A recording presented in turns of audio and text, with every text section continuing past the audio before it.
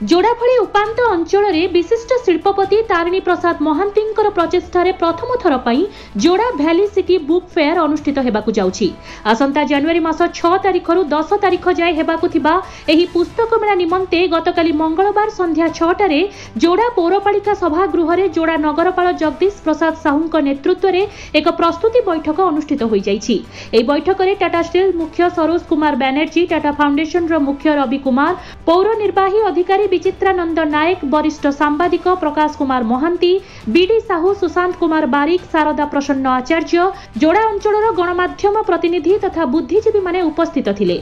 एही पुस्तक मेलार मुख्य आकर्षण हेउछि आसंता 6 तारिख उद्घाटनी उत्सव रे ओडिशार राज्यपाल गणेशी लाल जोगदी जनसाधारण को उत्साहित करिवार कार्यक्रम रहिछि। एथिसह 20 रु 25 जन पब्लिशर जोगदेबा सह ओडिशार मान्यगण्य मंत्री माने उपस्थित रहिबे बोली जणा पड़िछि। तेबे 5 दिन धरि हेबाकू थिबा एही पुस्तक मेलारे प्रति संध्यारे कविता पाठ, गल्प आदृति, साहित्य चर्चा एवं विभिन्न सांस्कृतिक कार्यक्रमर आयोजन कराजिबो। एही कार्यक्रम रे ओडिशार सुनामधन्य कंठशिल्पी सुस्मिता दास एवं तांकर ग्रुप संगीत परिवेषण करिवार व्यवस्था करा जाइछि। एभली एक सुंदर चिंताधारा को जोड़ा अंचलर समस्त नागरिक माने स्वागत जणाइछन्ति। केन्दुझररु दिगंबर बेहेरांक रिपोर्ट, संभव टीवी ओडिया।